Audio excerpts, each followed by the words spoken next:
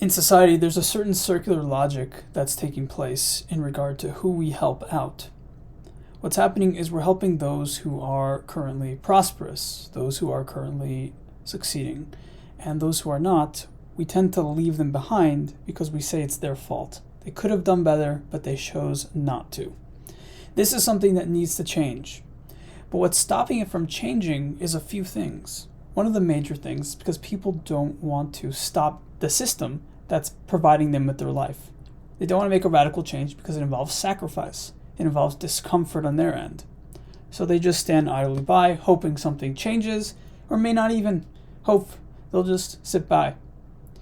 But meanwhile, you have people that are being neglected in society, or being pushed aside, or being ignored, because they don't provide the system with something they define as substantial for its growth and development. And so, without saying anything, they just ignore them. They say he's doing something wrong, or he's doing something unhelpful, whether it's for my value system or for the current value system in society, and so therefore we'll just ignore that. We won't focus on it. And that's what's tending to happen all throughout the country, all throughout the world in general. And I would have liked to believe that by now we would have surpassed this. We would have said, he doesn't fit in, he doesn't make our image look good. Let's still include him. Let's still help him out monetarily. You don't need to elevate someone to the status of a leader. You don't need to make someone the president, someone who's unqualified simply because you want to help them. No, rather you provide for them what they need to survive. It's really basic. It's practical. It's like free healthcare.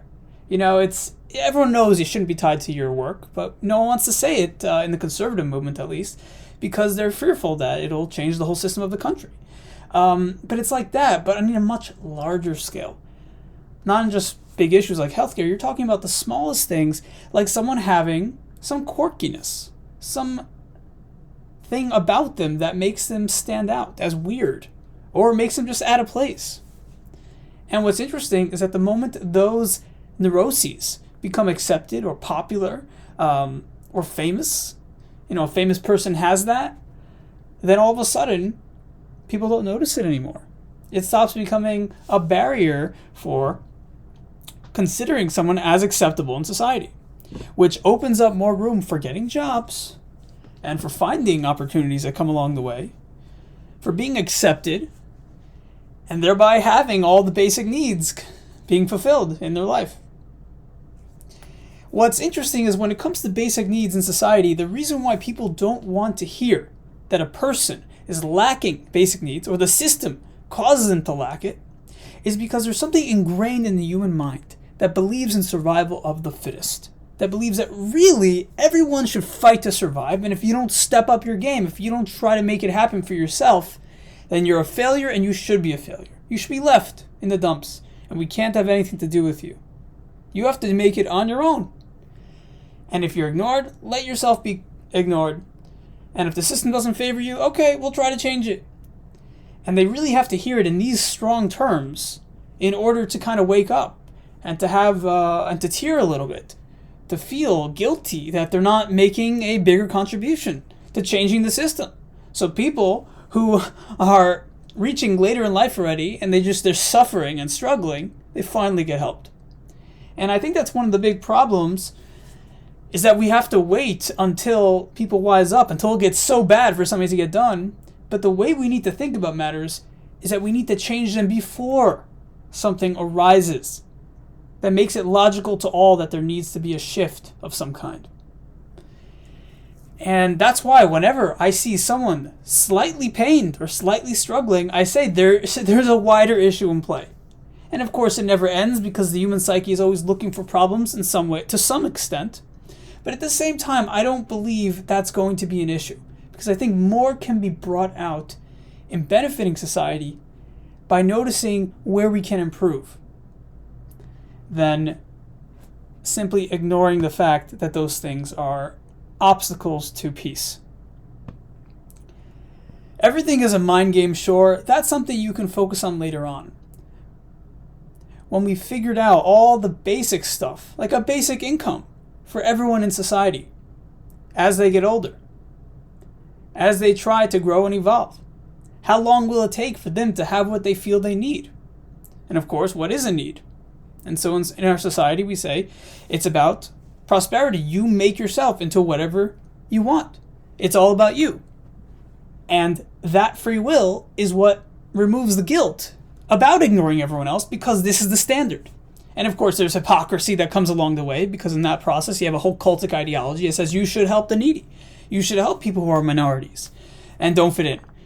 But then you have people that are neglected that don't agree with that format for whatever reason, or or imply that they may not 100% be on board. So they get neglected by that very same group that proclaims and promotes these quote-unquote higher values of tolerance and acceptance.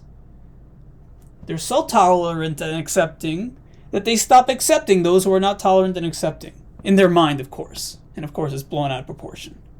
And I'm not saying you shouldn't be tolerant, you shouldn't be accepting. These are ideals. These are things you should have. But don't be tolerant of a system that neglects people who are suffering for logics that you're not even aware of are being applied in people's minds. And it's part of human nature. It's a reoccurring thing and theme. So I don't expect it to change overnight. But what I do expect is for people to make slow, gradual movement to improving conditions for the masses. So that when someone has a neuroses, we don't point and laugh. Rather, we say, oh, what's going on in society that causes the problems that we have?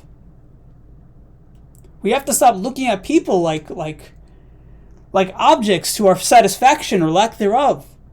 That everyone around us is for the sake of either pleasing us or to feel repulsed by that they exist.